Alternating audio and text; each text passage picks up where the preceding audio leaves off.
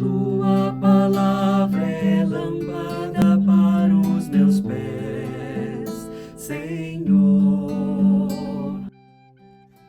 Bem-vinda, bem-vindo ao nosso encontro com a palavra Lâmpada para os meus pés. Em nome do Pai, e do Filho e do Espírito Santo. Amém. O evangelho proposto para este segundo domingo da Quaresma, Marcos capítulo 9, versos 2 a 10. Naquele tempo, Jesus tomou consigo Pedro, Tiago e João e os levou sozinhos a um lugar à parte sobre uma alta montanha. E transfigurou-se diante deles. Suas roupas ficaram brilhantes e tão brancas como nenhuma lavadeira sobre a terra poderia alvejar.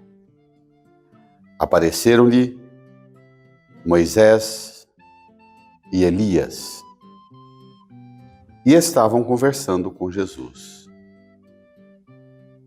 Então, Pedro tomou a palavra e disse a Jesus: Mestre, é bom ficarmos aqui. Vamos fazer 3 tendas, uma para ti, outra para Moisés e outra para Elias. Pedro não sabia o que dizer, pois estavam todos com muito medo. Então, desceu uma nuvem e os encobriu com sua sombra, e da nuvem saiu uma voz: Este é o meu filho amado, escutai o que ele diz. E, de repente, olhando em volta, não viram mais ninguém, a não ser somente Jesus com eles. Ao descerem da montanha, Jesus ordenou que não contassem a ninguém o que tinham visto, até que o Filho do Homem tivesse ressuscitado dos mortos. Eles observaram essa ordem, mas comentavam entre si o que queria dizer ressuscitar dos mortos. Irmãs e irmãos, esta inquietação dos discípulos perpassa os séculos e traspassa a nossa alma. O que quer dizer ressuscitar dos mortos? Esta é, por excelência, a centralidade, a novidade da comunicação da fé, da experiência da fé cristã. Isso é o cerne do conteúdo da fé cristã. A ressurreição, a vida nova em Cristo. É para este horizonte da ressurreição que a Quaresma nos tensiona, nos inclina, nos aponta um horizonte. Esse trecho que acabamos de ouvir, neste ambiente quaresmal, se você tomar o Evangelho de Marcos, aqui é o capítulo 9, a cena que veio imediatamente antes é Jesus anunciando aos discípulos a sua paixão. Pedro ficou profundamente chocado com o anúncio da paixão. Repreendeu Jesus. E Jesus saltou-lhe uma correção vigorosa, tremenda. O clima é pesado, é tenso. Jesus caminha com os discípulos e numerosas multidões na direção de Jerusalém. O povo entusiasmado com os prodígios, milagres, sinais, com os ensinos, a ternura, a compaixão e a misericórdia de Deus que brota do ser de Jesus, entusiasmados. E ele aponta para a cruz, o horizonte da sua paixão. Isso causa um impacto tremendo, um clima de sombra e dúvida os envolve. Jesus, que é só ternura e compaixão, para a viagem ao pé da montanha, provavelmente deixou André, junto com os outros discípulos cuidando da multidão, tomou consigo Pedro, Tiago e João. Com André, os 4 primeiros apóstolos, os 4 primeiros chamados pelo Senhor a compor o colégio apostólico. Os levou sozinhos a um lugar à parte, sobre uma alta montanha. A insistência do elemento simbólico do tomar, levar, sozinhos, lugar à parte, alta montanha, todos os elementos que compõem um ambiente de reserva, de intimidade, de interioridade, um ambiente de intimidade com o Senhor. A dificuldade de entender o lugar da cruz na sua vida, da cruz de Jesus e da sua cruz, é falta de intimidade com Jesus. Se você é uma pessoa que vive se indagando acerca desse sentido do sofrimento, da morte, da paixão de Jesus, se você é uma pessoa que vive se indagando e desconcertada e ferida com o enfrentamento da sua cruz, falta-te intimidade com o Senhor. Lá na alta montanha, não uma montanha qualquer, mas uma alta montanha, transfigurou-se diante deles. O que é transfigurar? Roupas brilhantes, tão brancas, e eu gosto da poesia. Acho que a gente precisa ler o Evangelho tocados pelo elemento da poética. Como nenhuma lavadeira sobre a terra poderia alvejar. Isso aqui, ó. Imagine os varais do mundo, as roupas nos varais. O trabalho engenhoso das lavadeiras. Nenhuma lavadeira conseguiria alvejar a brancura das roupas suas. Jesus com os discípulos na montanha. Lembra a veste batismal. Exatamente isso prefigura a veste batismal dos cristãos que no seguimento de Jesus, mergulhados no mistério da sua paixão e da sua morte, são revestidos de uma realidade nova, translúcida. E assim, apareceram-lhes Elias e Moisés, e estavam conversando com Jesus.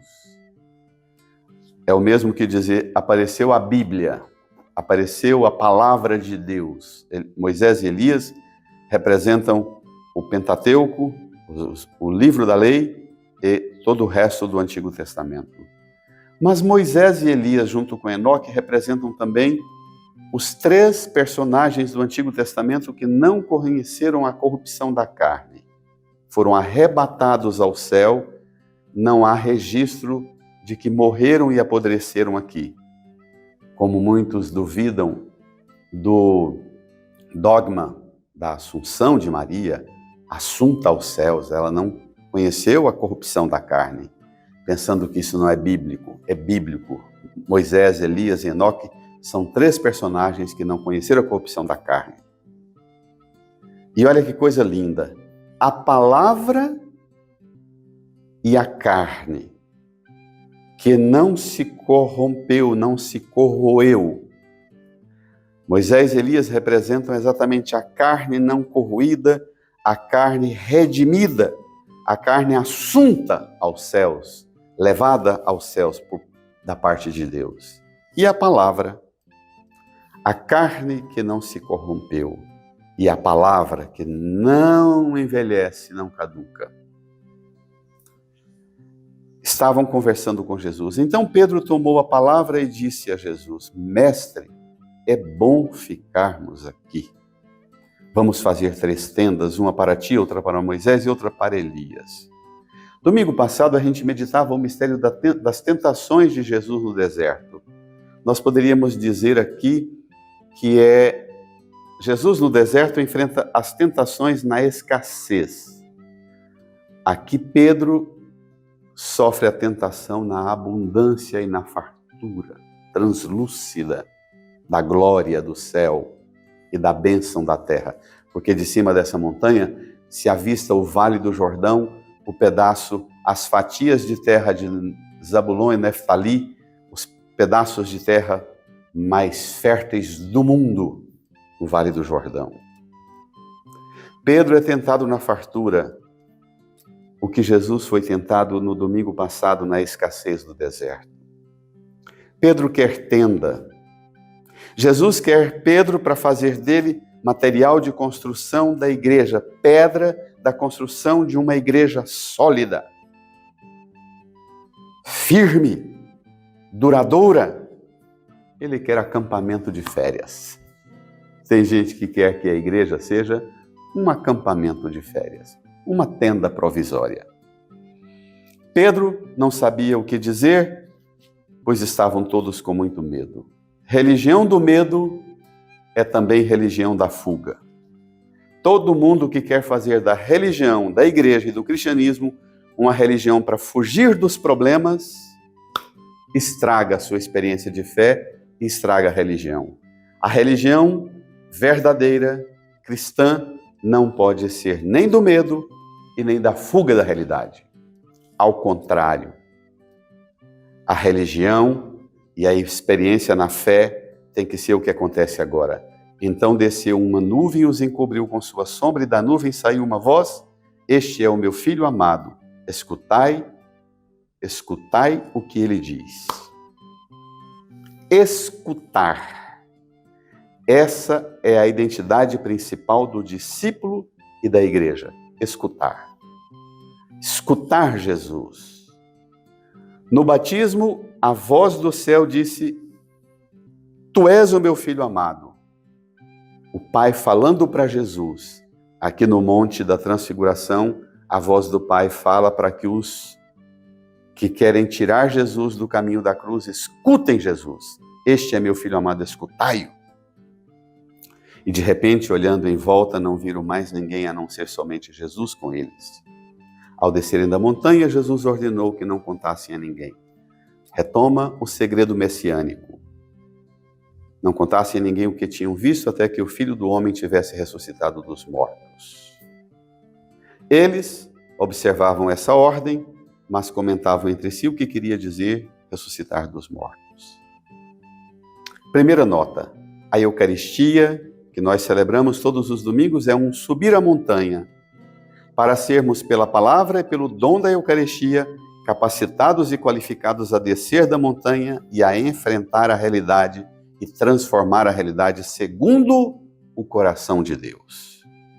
A realidade da baixada, da vida, nunca terá a última palavra. Quais são as suas montanhas, como graça ou como fuga? As montanhas sobre as quais você quer ficar sobre elas são uma fuga para fugir da realidade, ou as montanhas são um lugar para revestir-se da graça, vestes tão brancas que te encoraja a descer e enfrentar a realidade?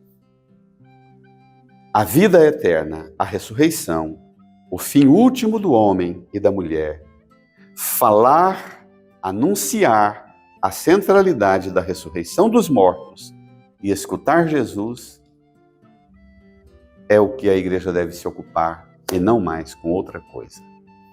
Boa semana de preparação para a Páscoa na escuta e no anúncio. Até a próxima.